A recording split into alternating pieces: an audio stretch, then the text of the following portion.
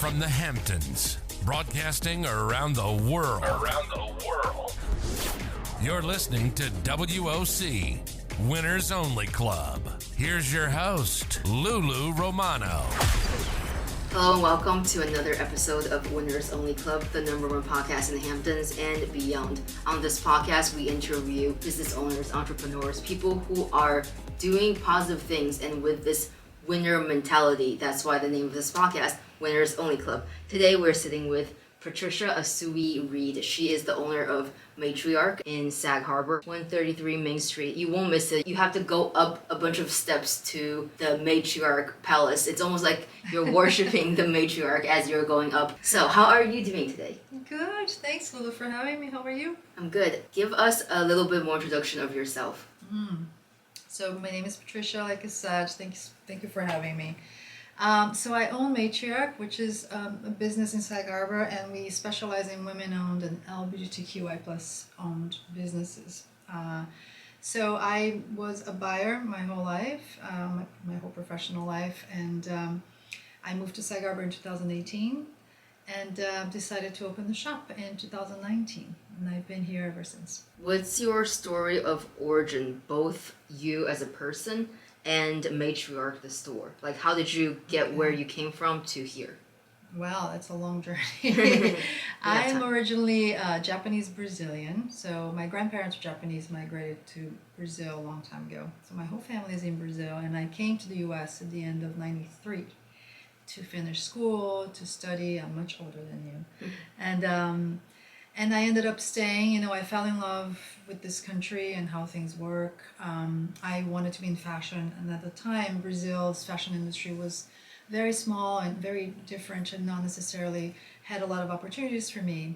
So I decided to stay, and I made my career being a retail buyer in several different companies. I got married and I had kids, and then I decided to move with my husband and my kids to Sag Harbor in 2018 just to, for the quality of life and have fun. At the time, I was thinking about opening in my own business and starting to support women. So Matriarch started with my desire to, having been in retail and fashion business for so long, I realized that all of these smaller independent brands, especially the women-owned brands, really didn't have a lot of platforms for them. And also they don't have a lot of funding from VC firms, for example. I think only 2% of the funding goes to women-owned businesses in this country. And I felt that a good way to support their businesses was to start a platform like Matriarch and just focus on them. So when I moved to Sag Harbor, maybe 6 months later, I saw this beautiful building and we decided to go for it. Where did you move from before Sag Harbor? I was in New York City. Why Sag Harbor specifically? Because let's say if we were choosing a place in the East End, there are multiple hamlets. Sure. And then there's also other resort-esque spots. Why Sag Harbor? My husband and I, we would come here on vacation all the time before, many years before. And we actually spend time in most hamlets, really. And we love every single one of them. But we have 2 children, and we wanted to have them in a public school, and we thought this public school was the perfect one for us, for our family. So this is why it was very school-based, but we also loved the fact that Sag is a year-round town. It feels like I could be here year-round and feel like the restaurants are open and everything is open, and it feels like a true community. But really, to be honest, it was mostly about the school at first, and then we realized there are more benefits to it after we moved. It's very selfless to put the kids first. That's what you do as a parent. Yeah, and they're really. at Pearson. They're at Pearson. My daughter now is at Ross. She moved from middle school, and then my son is at Pearson. Yes, nice. And lovely school. It's great area. Matriarch. The name is kind of play on the actual word matriarch, but it's with a K. Can you tell us the meaning of the K? Well, obviously matriarch has a meaning in itself, and there is a literal meaning, and it's societies where the leaders are ruled by women, and ours was a take on that, but it wasn't supposed to be a literal thing. So I added a K to just make it, not too literal. But really the true sentiment behind it is to really celebrate women as leaders. either from their own businesses or in their personal lives or in the world. You know. Kind of more playful, making. Yeah. Got it. But women as leaders in general. In 2022, Dictionary.com named woman the word of the year. What do you think about that? I think that's awesome, and I think it's due, you know. You know, look, we've come a long way, you know. I come from a generation that already enjoyed many rights, you know, so we are sort of privileged in so many ways, but there's so much more to be done. But really, yes, I think if you think about the amount of things that have happened in 2002. Yeah, let's talk about it. It's not in our favor, actually. Right, yeah, so know? we have the turnover of Roe versus Wade, Wade. yeah. What else do we have? Well, I think in politics there's a myriad of things that indirectly also affect women. We had the pandemic, in the heels of the pandemic, that a lot of the women left the workforce, yes, to stay home, and so that really hurt their careers as well and their financial prospects. There's a lot of layers of little blows and big blows that affected women, but there's also progress, and there's also energizing. You know, people are energized to make changes, and so it's a constant battle, and it's 2 steps forward, 1 step backwards, and we just have to keep going in our own way. And you don't have to do huge things. You know, you do things within your own power to help. When it comes to handpicking, you handpick the brands yourselves, Yes. right? What goes into deciding which designers and which brands you would like to support and display at your store? Yeah, so, well, first of all, this is a very tough job in the sense that it's fun, but it's also, there's way more brands than I have space, you know, and unfortunately I have to turn people away, which that's not something I would like to do. This is something I'm trying to address in other ways, but truly, you know, before you have any ethos or mission in the brand, because I come from retail, I know that it does not, it's not it doesn't matter, of course it matters, but if your product is not good, it does not matter, right? Because if you're not selling something that's desirable, if it's not something that's high quality, of people that want to buy them, everything else sort of is secondary. So my first and foremost priority is to make sure that the products are well made, that they are beautiful, that there's a specific edit, and they're curated.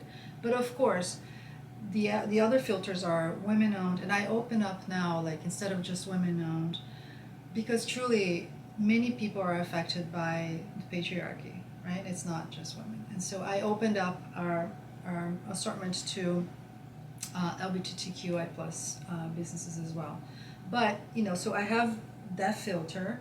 And then I want to make sure that there is a diversity of ethos and founders and philosophies, and that's just not one thing. But it's hard to just turn people away, you know. Yes.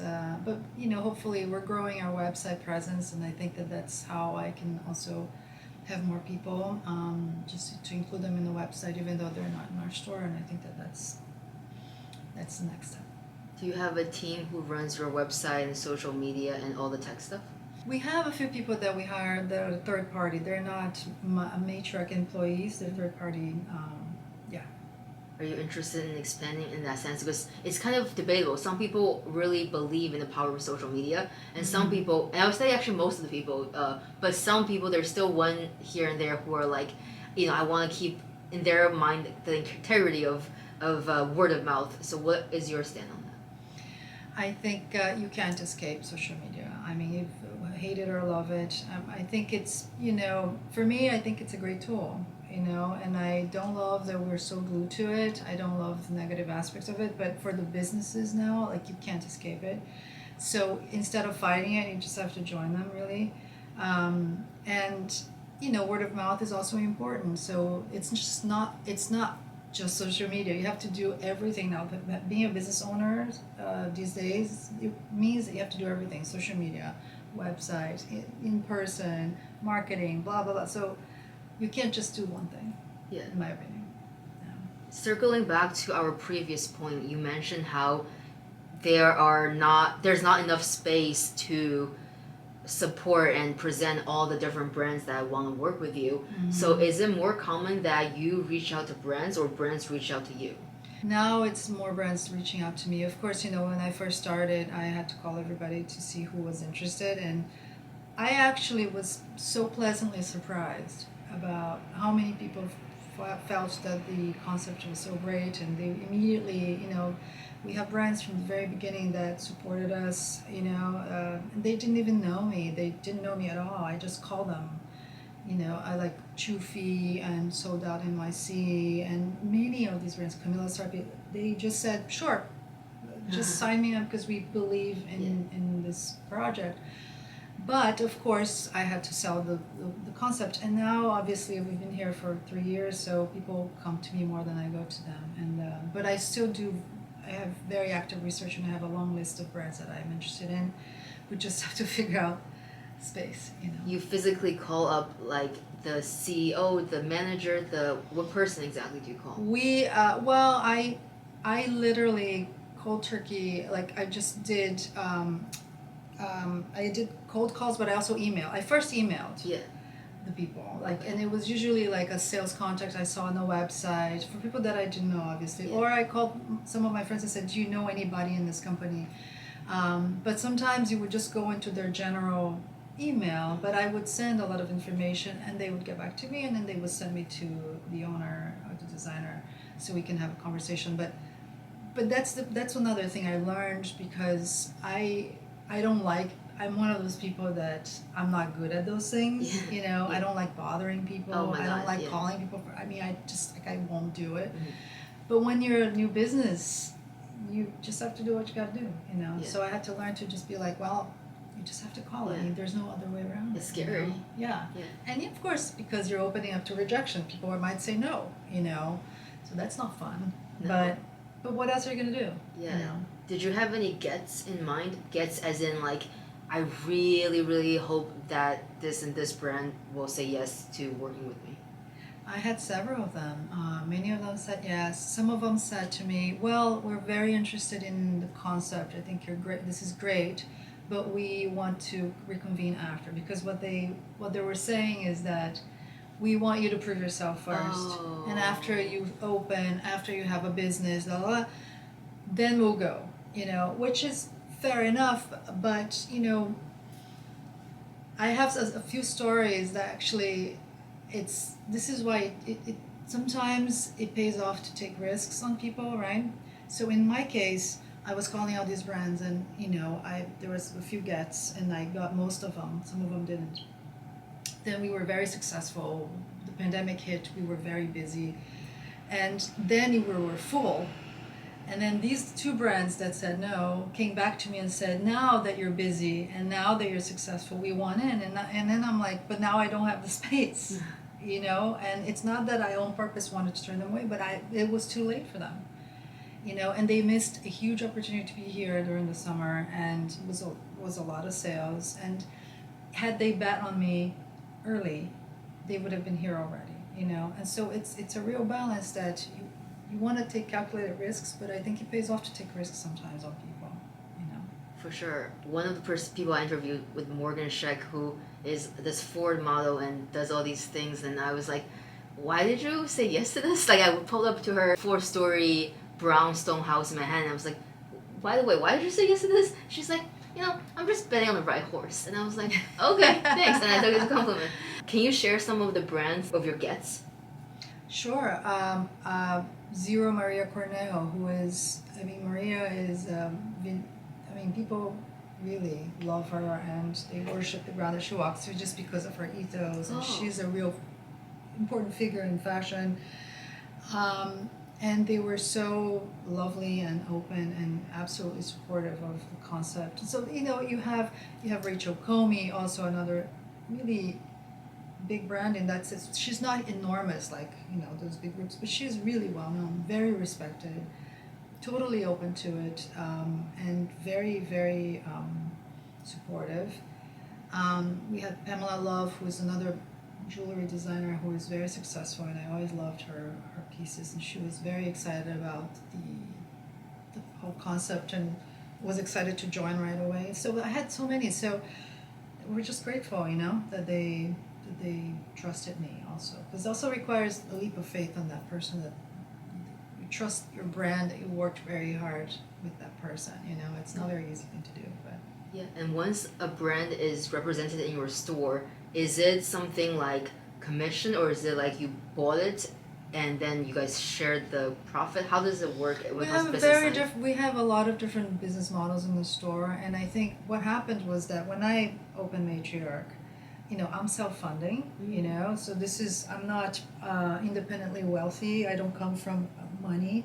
And so everything that we had and was savings, I used part of it. So my brands knew that. And so when I called them, I was very transparent, and I said, I don't have a huge backer.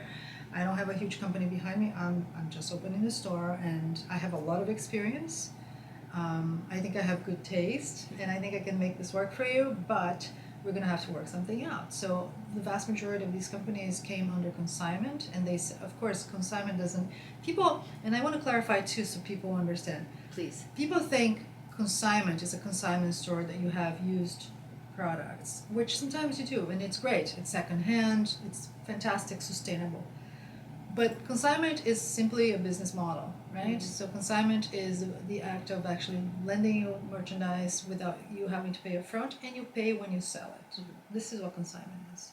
It doesn't really mean that merchandise is old. It doesn't mean that to the contrary. So in my case, when we do consignment, it's their latest collection, just as any other store would have, right? Oh. It's just, I didn't pay up front. It's just a different deal. So I do have sometimes consignment. I do have sometimes, when it's like, and when I started, again, if it was a small little thing that we had to buy, we bought it.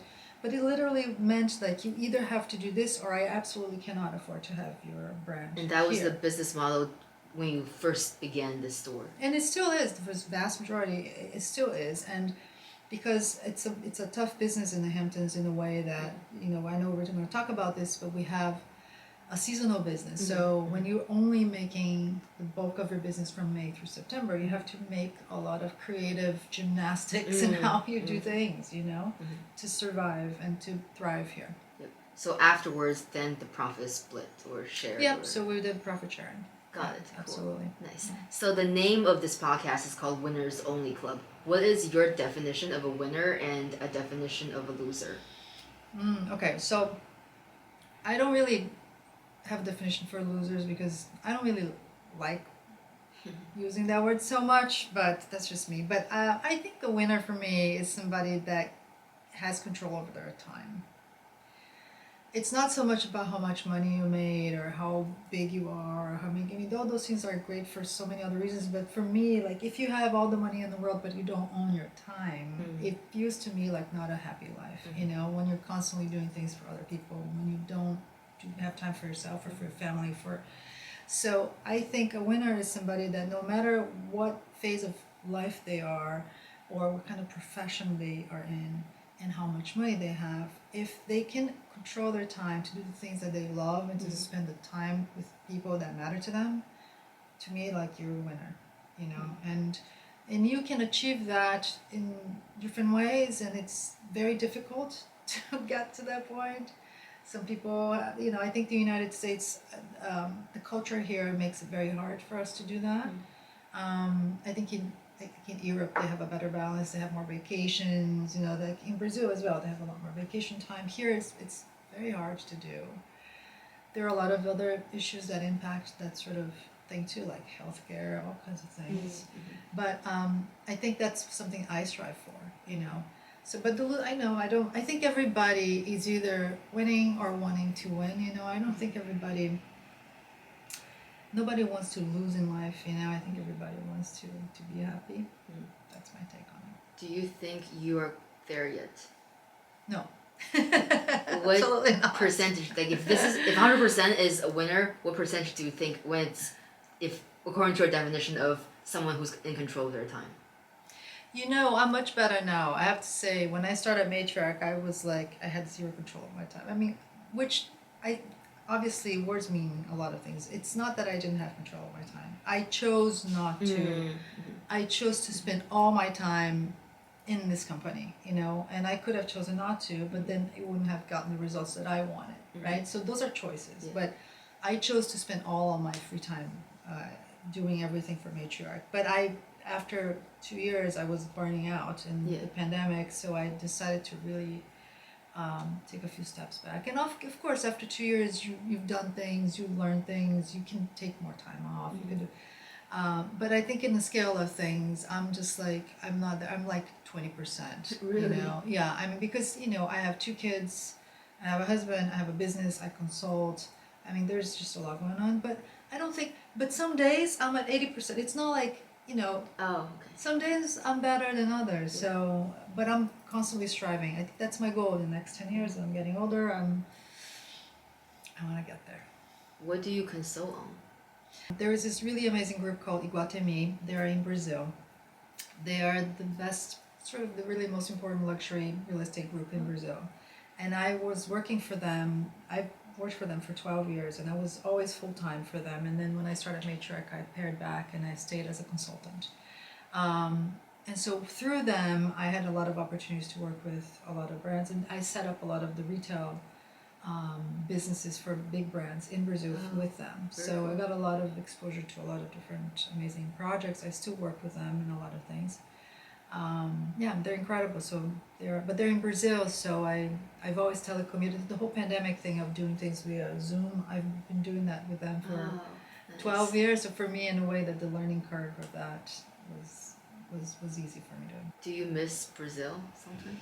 I do. Do you speak I the language? Yeah, I was born there, raised, and I came after college. So I speak Portuguese. Yeah, I miss Brazil. I miss my family. I have, you know, my best friends are there. Also, I have close friends.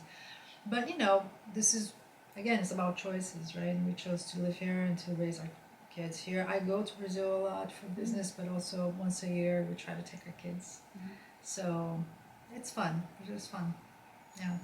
Can you share a quote that you really like? Because I love quotes. So maybe a quote, whether in English or Portuguese. I have a quote from His Holiness Dalai Lama that says, "Be kind whenever possible. It's always possible." So that's it's a good one. Yeah, I like that one. I like quotes too, but I don't memorize them. But that one I have written in a lot of places. Nice.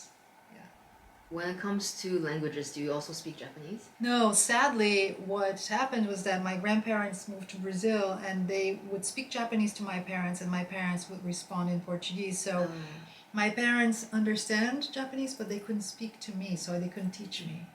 And so hopefully I won't do the same thing with my kids now with Portuguese. I'm trying to speak more with them, but I understand. You know, there are a lot of words that are easy for me to capture in conversations. I sort of get the gist of some of the conversations, but I don't fully speak nor, There's a Japanese quote, something like "Nana Yaki Karobi." I don't know that quote. I didn't say it right. It means fall down 7 times, get up 8. That's Actually, right. it's fall down 8 times, get up 9. Get up 9, That's yeah. that one. Yeah, That's right. I like it. It's a good one. Yeah, that's a great quote. So bring us back to the present, back to this beautiful shop, Matriark. Tell us what is the best and the not so best aspects of serving the Hamptons.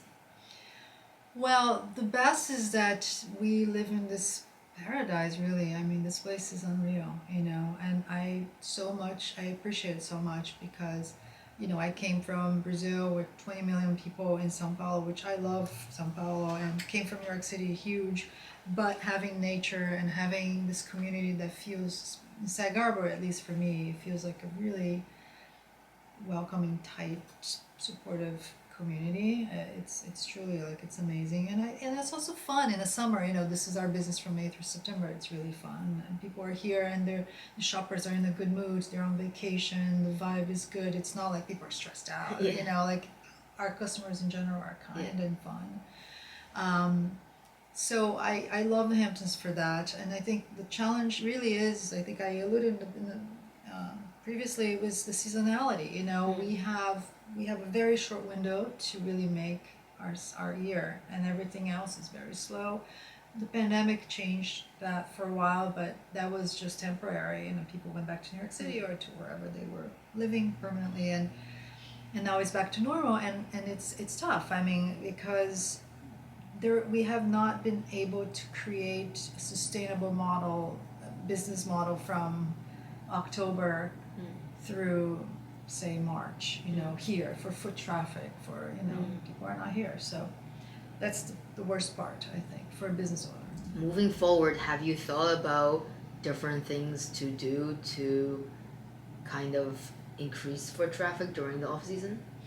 We've tried a lot of things, and I think at the end of the day, it's just the sheer amount of people that are not here, but I love, this time of the year is the time where you can really connect to the local community, where we can do things that we can do one-on-one things, that we have more time, because in the summer is a whirlwind of people. You can't spend time with anybody, So, but, I also think it's the time for me personally to have downtime, and so I had to learn how to do the high and low thing, which I wasn't used to this sort of business. I was always like a year-round, even keel business, and now it's like, woof, it's the highs and lows are really huge, right?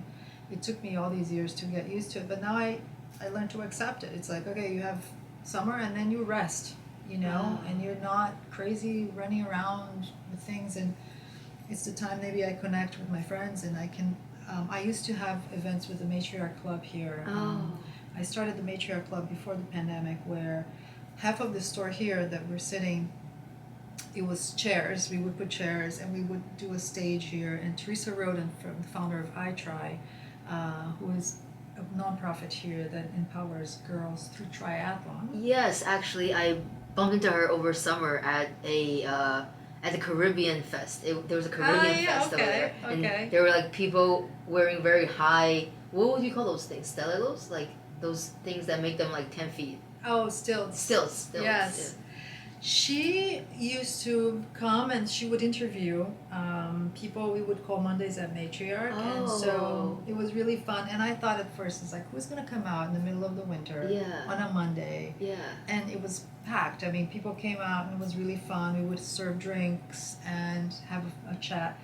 But then with the pandemic, we sort of obviously had to shut down. And I never really went back into it because I've been trying to think about how to engage in the Matriarch Club again, but that's something that maybe will resume. We have to bring it back. That would be amazing. Right? That's like no excuses now, no more pandemic, and then that would now be I gotta do it. A win-win situation, because as a byproduct of bringing some joy and humor to the community, you will probably get some more business too. So it's a win-win situation. Yeah, and it's perfect. Perfect. Honestly, when we did that, we wanted to have.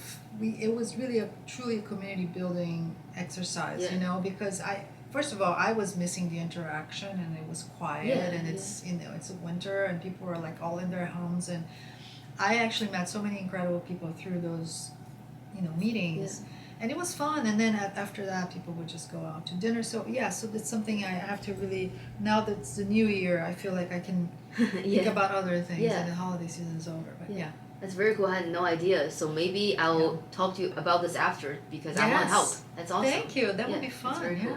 The last question I usually ask my interviewees is, if you are not doing this right now, what would you be doing? I could be doing a lot of things. I love a lot of different things. I love photography, graphic design, interior design. I might be a photographer, I don't know. But I also I do like consulting too with people, because I like to help people somehow. So maybe something that I could help people. But definitely I like more of photography for sure. I love something creative. Maybe something related to the arts. My husband is an artist, and maybe I would be doing something related to that, but something creative. What do you see for yourself in the future and for your business? Well, I don't know for myself. I think I'm just trying to sort of be anchored in the present. I have, what I want is to really enjoy life here, which I, because of the business, it hasn't been very easy. So I really want to do more of that. For the business, we are trying to figure out, like I said, we're trying to figure out how to make this viable off season. And so we're growing our website, and we're trying to figure out what to do with the space also during the winter. So there's a few things that I'm thinking about, but I also feel that I just want to do certain things, but nothing too long, not too long down the line, because we plan things so much and then things happen and things change. So, and I'm a planner. I naturally want to plan things, but I'm trying to fight that urge, and try to like not worry so much and just try to enjoy a little bit what's happening today. I heard that people underestimate how much can be done in 5 years, but overestimate how much can be done in 1 year. Oh, yes, maybe that's true. I don't know. When I hear something, I'm like, nugget of wisdom, and then I kind of incorporate in my life or pass it on in one way or another. Well, for me, because I'm somehow an overachiever, always, Asian. Yeah, it's really an Asian curse, I guess. But it's, I always think I can do a lot more than and I try to pack it in, and then it's very stressful. So I'm learned to not do that, or I'm learning, not quite there yet, but I'm learning. Yeah. Thank you, Patricia, for coming on this show. People who would like to check out more about what you are selling and what you stand for, Matriark is at 133 Main Street, Sag Harbor, New York. And what about the Instagram handles and other places? Right, so you can find us at Matriark Official on Instagram and also Facebook, and also on matriark.com.